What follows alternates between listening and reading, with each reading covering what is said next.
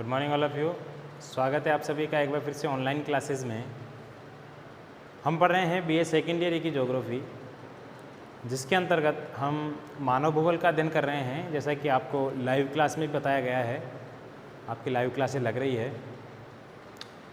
तो मानव भूगोल के अंतर्गत हम जनजातियों का अध्ययन कर रहे हैं। पिछली कक्षा में हमने गुर्जर जनजाति पढ़ी थी। आज की इस कक्षा में हम एक नई जनजाति के साथ आपके साथ आए हैं, और नई जनजाति जो है उसको टोडा जनजाति के नाम से जाना जाता है। टोडा जनजाति के संदर्भ में कुछ बातें जो हैं हमने लाइव क्लास में डिस्कस कर ली थी। अब हम उसी को थोड़ा सा दोहराते हुए और आगे की बात करेंगे, और साथ ही आपको टोडा जनजाति से संबंधित जितनी भी बातें हैं उन सभी बातों से अवगत कराएंगे। ठीक है।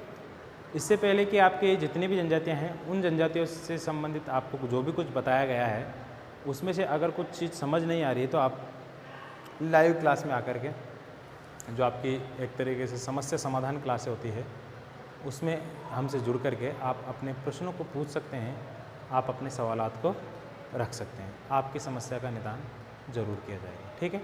लाइव क्लासें कहाँ मिलती है आपको, इसका आपको पता होना चाहिए। लाइव क्लासें अपने जो साथी है उनसे पूछिए।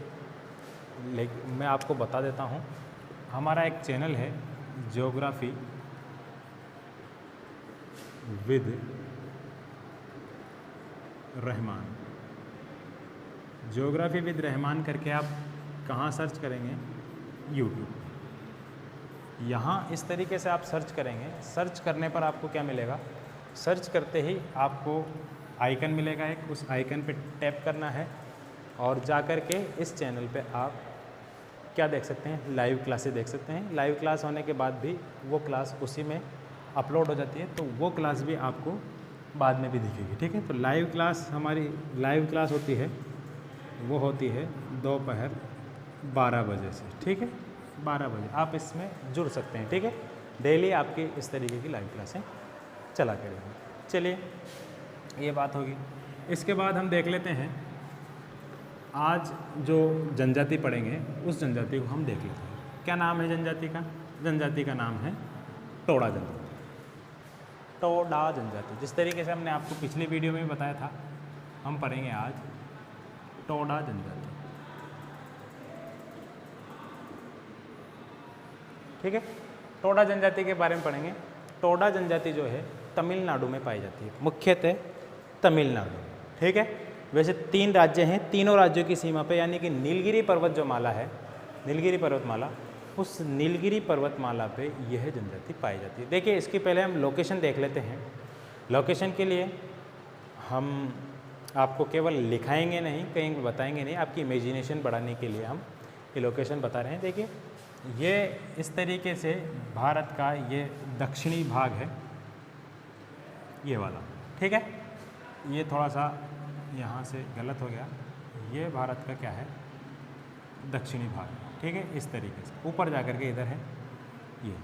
तो आपको मालूम है ये वाला जो है इसको कहते हैं मालाबार तट। इतना सा तो आपको पता होगा, आपने भारत का भूगोल पढ़ा होगा। और इसको कहते हैं कोरोमंडल तट। क्या कहते हैं इसको? कोरोमंडल तट। इधर वाला मालाबार तट है, इधर वाला कोरोमंडल तट है। तो यहाँ पे आपको मालूम होगा एक राज्य है इस तरीके से, उस राज्य का नाम भी आपको पता होगा। क्या है ये?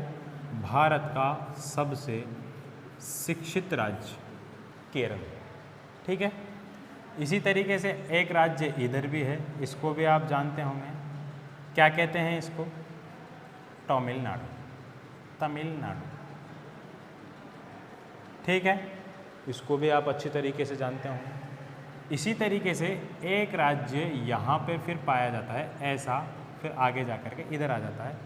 इसको कहते हैं हम कर्नाटक। फिर इधर का राज्य से आपको लेना देना नहीं है, फिर भी आप जान लीजिए यहाँ पर है आंध्र प्रदेश और उसके ऊपर तेलंगाना। उससे आपको मतलब नहीं, इतना सा आप समझने की कोशिश कीजिए। देखिए, ये वाला जो क्षेत्र है, ये वाला, ये तीनों राज्य का क्या है? संगम क्षेत्र है।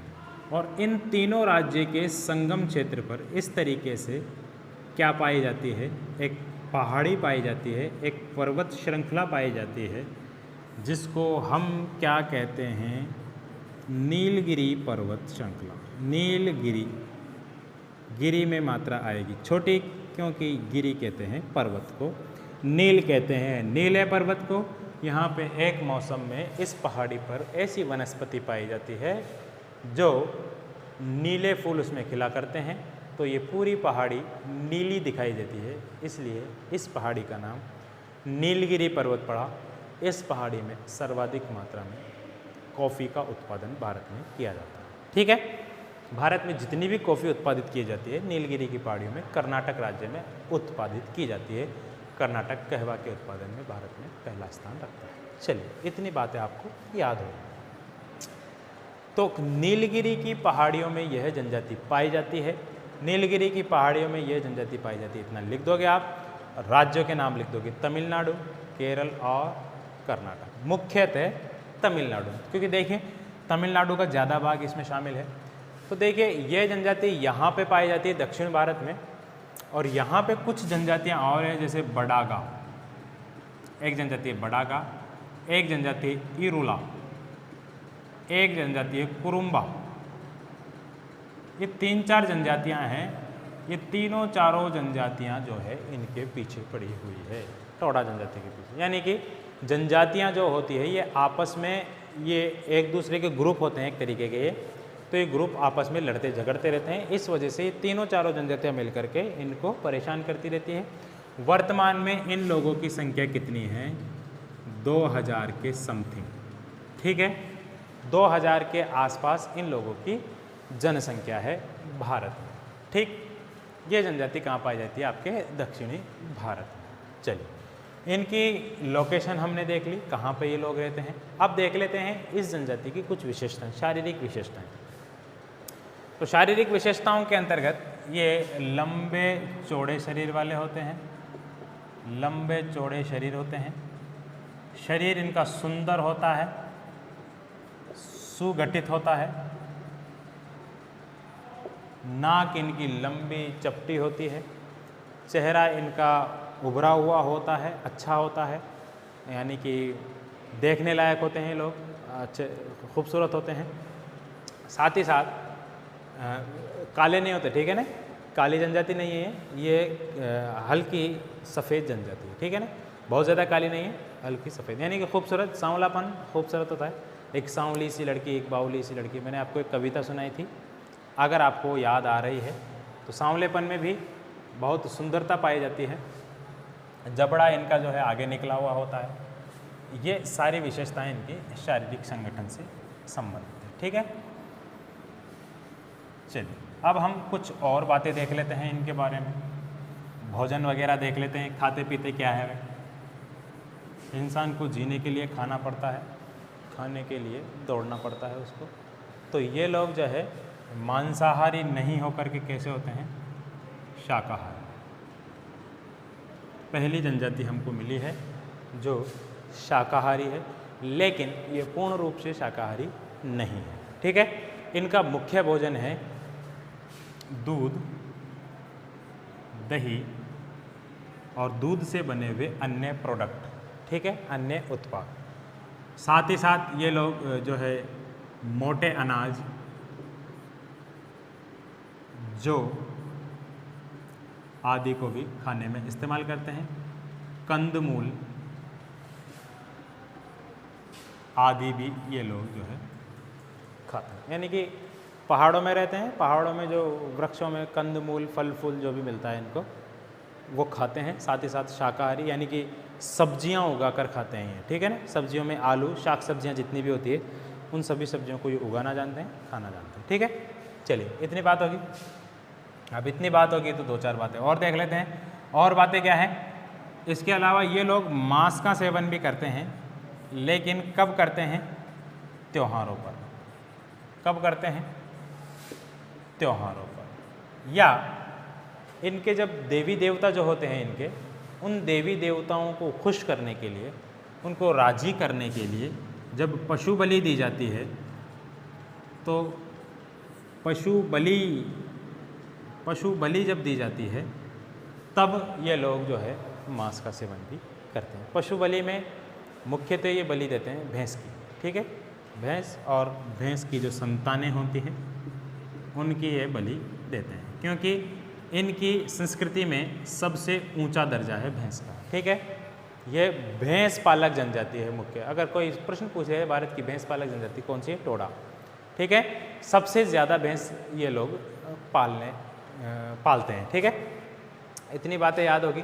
इसके बाद देखिए ये लोग जो है मोटे अनाजों का उत्पादन नहीं करते, जौ का उत्पादन भी नहीं करते, लेकिन दूध, दही आदि जो होते हैं इनसे, यानी कि जानवरों से जो प्राप्त होता है उनको क्या है, ये पास में रहने वाली जनजातियां जो है, बडागा वगैरह जनजातियां, इरूला वगैरह जनजातियां, इनको ये क्या बेचते हैं, अपने प्रोडक्ट बेचते हैं। प्रोडक्ट बोले तो दूध बेच देते हैं, दही बेच देते हैं, मक्खन बेच देते हैं आदि बेच देते हैं, और बेच बचा करके अपने ज़रूरत का अनाज, जो मोटे अनाज और खाने पीने की अन्य वस्तुओं को उनसे खरीद लेते हैं। इस तरीके की प्रणाली को वस्तु विनिमय प्रणाली कहा जाता है, जो आपने प्राइमरी कक्षाओं में पढ़ी होगी, ठीक है। प्राइमरी में नहीं तो अपर प्राइमरी, और उसमें भी नहीं तो सेकेंडरी कक्षाओं में आपने पढ़ी होगी, 8वीं 9वीं 10वीं में। वस्तु विनिमय प्रणाली यानी वस्तु के बदले वस्तु लेना और देना। ये इनका क्या है, खान पान। समझ में आ गया। मुख्यतः ये लोग शाकाहारी है, लेकिन त्योहारों पर या देव देवताओं को प्रसन्न करने के लिए जब बलि दी जाती है तो उस बलि में पशु बलि दी जाती है, तो पशु बलि के माध्यम से ये मांस भी खाते हैं। साथ ही साथ ये पशुओं में सबसे ज़्यादा जो पालते हैं भैंस को पालते हैं, और भैंस से जो इनको प्राप्त होता है दूध, दही वगैरह, उनको ये लोग अपने खाने में इस्तेमाल करते हैं। ध्यान दीजिए, ये लोग कृषि करने को नीचा कार्य समझते हैं, कृषि को एक नीच कार्य समझते हैं, नीचा कार्य, ठीक है। इसीलिए ये लोग कृषि नहीं करते, और ये लोग दूध वगैरह बेचने को अपना एक अच्छा व्यवसाय मानते हैं। तो ये लोग दूध वगैरह बेच करके कृषि से संबंधित जितने भी चीज़ें हैं उन सभी को क्या है, ख़रीद लेते हैं, ठीक है। चलिए और पढ़ते हैं इनके बारे में थोड़ी सी बातें, और बातें देखते हैं इनके बारे में। और क्या बातें हैं, और बात देखिए, इन लोगों के वस्त्र की बात कर लेते हैं। भोजन तो देख लिया, अब वस्त्र देखते हैं। इनके वस्त्र कैसे होते हैं। देखिए ये लोग जो है एक चोगा पहनते हैं, ठीक है। चोगा बोले तो मान लीजिए ये कोई मानव है, ठीक है, इस जनजाति का। ये मानव जो है यहाँ से लेकर के एक कपड़ा पहनेगा इस तरीके से, ठीक है, यानी कि कंधे से लेकर के अपने घुटने तक एक ही कपड़ा पहनते हैं, पुरुष भी और महिलाएं भी, जिसको चोगा कहते हैं। जैसे मुस्लिम समुदाय में आपने देखा होगा ना, बुर्का पहनते हैं गले से लेकर के, और वो टखनों तक होता है, जो अपने पैर के टखने होते हैं वहाँ तक होता है। लेकिन ये लोग टखनों से ऊपर यानी कि घुटनों से कुछ नीचे तक वहाँ एक ही कपड़े का बना हुआ पूरा चोगा पहनते हैं। वो चोगा पुरुष और महिलाएं दोनों समान रूप से पहनती है, ठीक है। इतनी बात आपके समझ में आ गई। तो ये बात भी समझ लीजिए कि ये लोग सिले हुए कपड़े नहीं पहनते। क्या ये लोग क्या नहीं पहनते, सिले हुए कपड़े नहीं पहनते, यानी कि कपड़ों को सिलाकर पहनना इनकी संस्कृति के खिलाफ है। और पुरुष लोग जो है वो दाढ़ी नहीं बनाते, शेविंग नहीं करते, अपने सर के बालों को भी नहीं काटाते। ऐसा करना इनकी संस्कृति में निषेध माना गया है। लेकिन क्या है, वर्तमान संदर्भ में ये लोग जो नौजवान लोग हैं, यानी कि नई आने वाली जो पीढ़ियां हैं, वो पीढ़ियां सभ्य समाज के संपर्क में आने की वजह से अपनी शेविंग भी करने लगी है, और जो है सिले हुए कपड़े भी पहनने लगी। थोड़ा ये इनमें बदलाव आया है, ठीक है। चलिए इतनी बातें होगी तो 2-4 बातें और देख लेते हैं, और स्त्रियों के कपड़े देख लेते हैं। देखिए स्त्रियां भी ये चोगा पहले पहनती थी, लेकिन वर्तमान में स्त्रियां क्या है, धोती भी पहनते हैं लोग बाग, इसके नीचे धोती। स्त्रियां क्या है, लंबी धोती पहनती है, आपने देखा होगा चेन्नई एक्सप्रेस, जो भी उसकी हीरोइन थी दीपिका पादुकोण शायद, तो उसको देखा होगा आपने धोती पहने हुए उस फिल्म में। तो उसी तरीके की वो दक्षिण भारत की एक, चेन्नई आपको मालूम है तमिलनाडु में ही है, दक्षिण भारत की सभ्यता के अनुसार धोती पहनती है वहाँ की महिलाएं कुछ। तो ये भी क्या है, धोती पहनती है। पहले छोटी धोती पहनती थी, अब थोड़ा सा बदलाव आया है, लंबी धोती महिलाएं पहनती है, पुरुष भी धोती ही पहनते हैं। और सिर इनके खुले रहते हैं, ठीक है, सिर पर ये लोग कोई नहीं पहनते हैं, लेकिन ना तो टोपी पहनते हैं ना दुपट्टा वगैरह कुछ पहनते हैं, ठीक है, सिर इनके खुले रहते हैं। महिलाएं जो है गले में चांदी के आभूषण पहनती है, चांदी के, साथ ही मोतियों की माला पहनती है, मोतियों की माला पहनती है, साथ ही नथ पहनती है, नाक में झुमकियां पहनती है, कानों में, ठीक है। इस तरीके के इनका क्या है, ये कुछ वस्त्र और पहनावा होता है, ठीक है। ये पहनावा है इनका, ज़्यादा इसमें कुछ नहीं। इम्पोर्टेंट चीज़ें हैं, याद कर लेना। एक चोगा पहनते हैं ऊपर से लेकर के नीचे तक, एक ही कपड़े का होता है वो, लेकिन वर्तमान में ये लोग सिले हुए कपड़े भी पहनते हैं। महिलाएं जो ये सब पहनती है, प्राचीन महिलाएं जो एक ही कपड़ा पहनती थी, लेकिन वर्तमान में जो सभ्य जनजाति के सभ्य लोगों के संपर्क में आने से महिलाएं आंगी भी पहनने लगी है, जिसको ब्लाउज़ कहते हैं, वो वगैरह सब अब धीरे धीरे ये इनमें बदलाव आ रहा है। तो इनके वस्त्र, खान पान वगैरह सब में चेंजेस आ रहा है। इतनी बातें आपको समझ में आ गई है, तो आगे कुछ बातें और हैं, वो बातें भी हम देख लेते हैं। चलिए,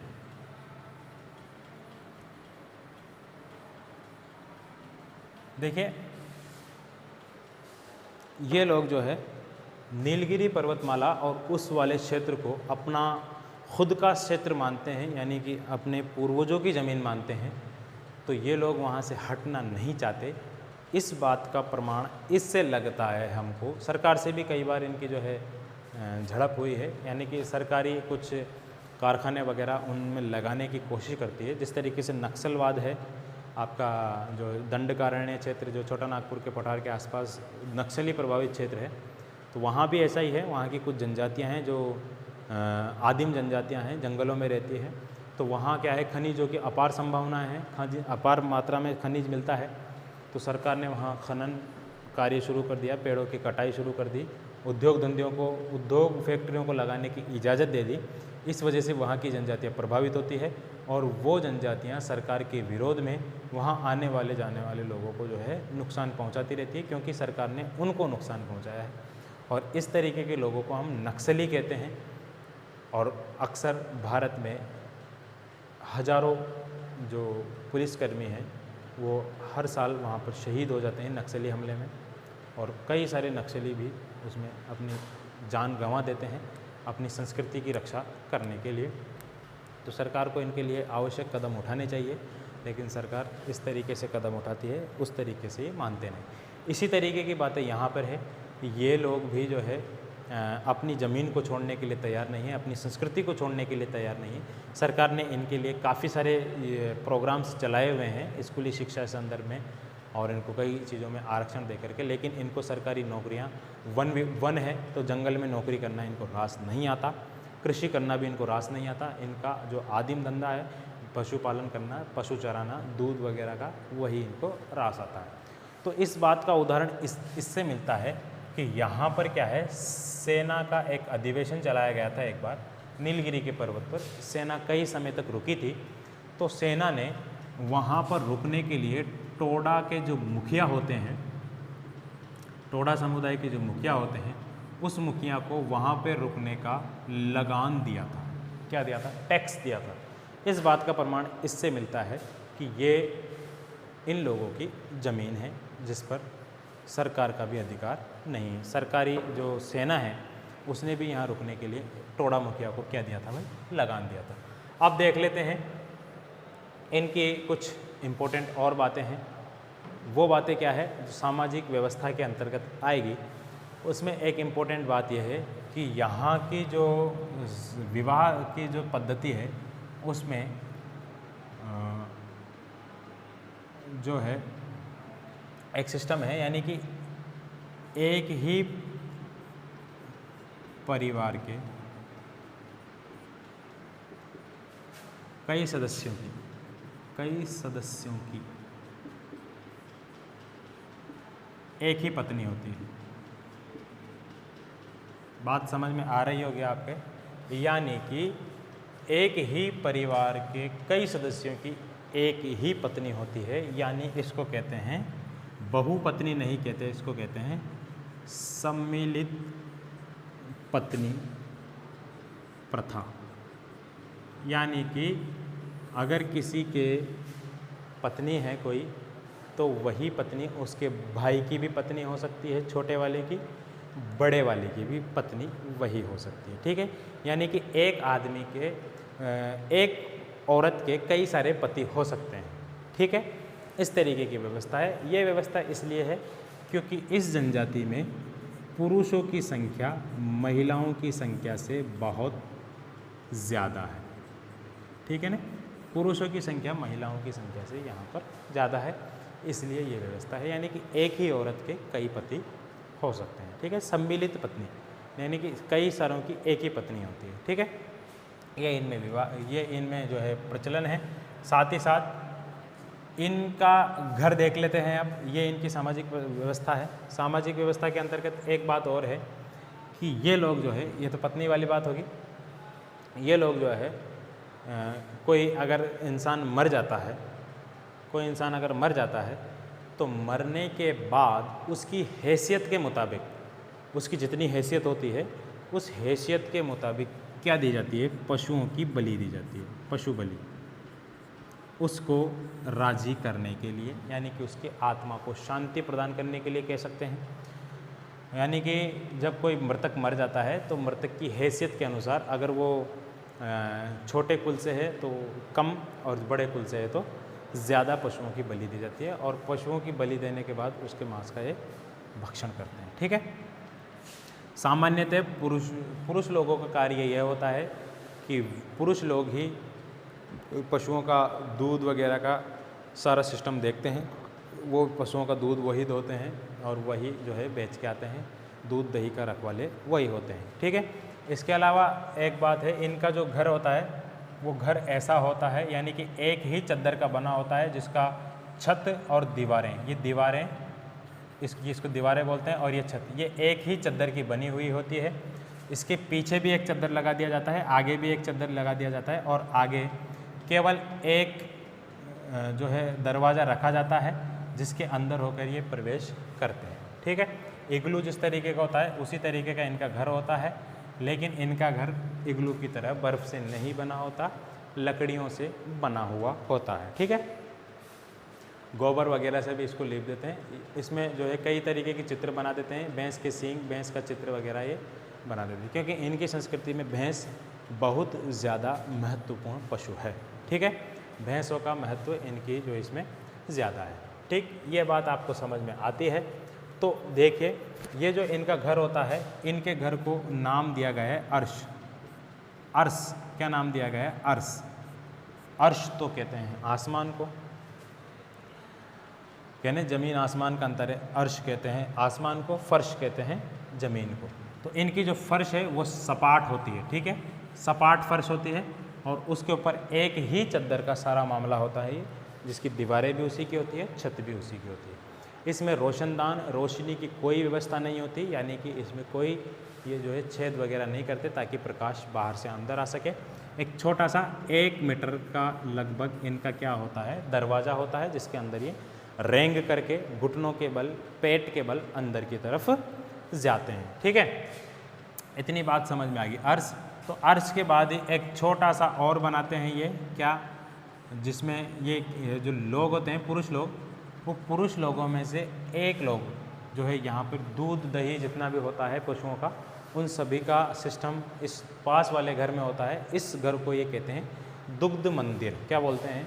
दुग्ध मंदिर बोलते हैं इसको, दुग्ध मंदिर। इस दुग्ध मंदिर का जो मुखिया होता है उसको पलोल बोला जाता है। पलोल, क्या बोलते हैं?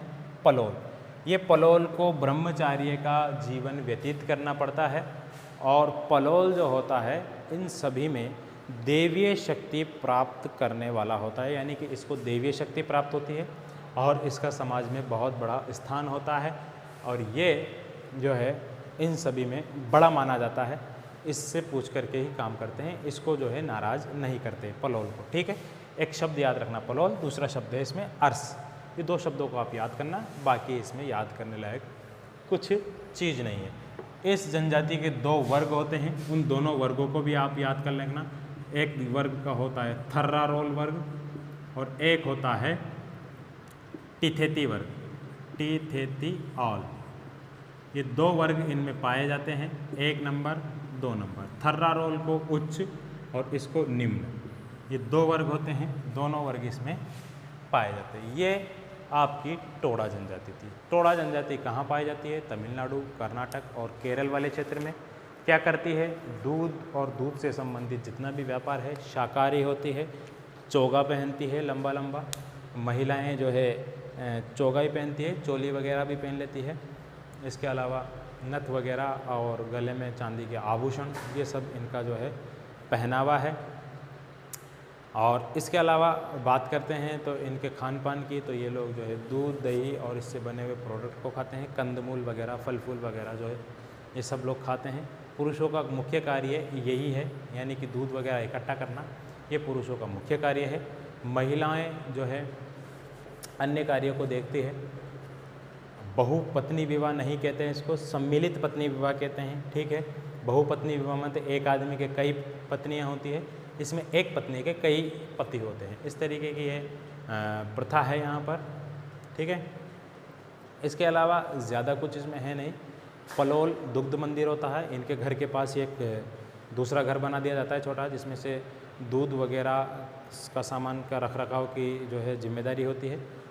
जिसको जिम्मेदारी दी जाती है उसको पलोल कहते हैं। पलोल को देवीय शक्ति प्राप्त बताते हैं ये, कि भाई इसको देवीय शक्तियाँ प्राप्त है, तो वो समाज में एक अपना बड़ा स्थान रखता है। इसके साथ ही ये आपके दो वर्ग रखते हैं ये जनजाति में। दो वर्गों में एक वर्ग तो आपकी थर्रारोल है और एक वर्ग टिथेती ऑल वर्ग है। ठीक है, सरकार ने जो है वर्तमान में इनको आगे लाने के लिए, इनको सभ्यता से जोड़ने के लिए कई योजनाएं चला रखी है। इनके क्षेत्रों में स्कूल खोले गए हैं, इनके क्षेत्रों में स्वास्थ्य सुविधाएं मुहैया कराई गई है, ताकि ये लोग स्वास्थ्य सुविधाओं का लाभ उठाएं और एक अच्छा जीवन व्यतीत कर सके, पढ़ लिख कर सभ्य समाज में शामिल हों और जनजातीय अवस्था से बाहर आएं और विकसित देश के निर्माण में सहयोग करें। इस तरीके से सरकार ने इनको उबारने के लिए, इनकी आदिम व्यवस्था को सभ्यता में लाने के लिए कई प्रयास किए हैं, लेकिन ये लोग अपने जो है संस्कृति को छोड़ने को राजी नहीं है। इसी वजह से भारत की जितनी भी जनजातियां हैं, उन सभी जनजातियों में अभी भी सबसे पिछड़ी जनजाति अगर किसी को माना जाता है तो वो टोडा जनजाति को ही माना गया है। लगभग बाकी की जितनी भी जनजातियां हैं, उन सभी ने जो है सामाजिक संस्कृति को अपने गले से लगा लिया है, यानी कि समाज में रहने को वो लोग राजी है और सरकार द्वारा दिए गए प्रोत्साहन को लेकर के अपने आप को आगे बढ़ाने, अपने आप को विकसित करने का सभी जनजातियाँ प्रयास कर रही है। तो आज के लिए बस इतना ही। तो मिलते हैं कल एक नए वीडियो में, तब हम एक नई जनजाति पढ़ेंगे, इंशाल्लाह नागा जनजाति को पढ़ेंगे हम। तब तक के लिए इजाज़त दीजिए मुझे। नमस्कार।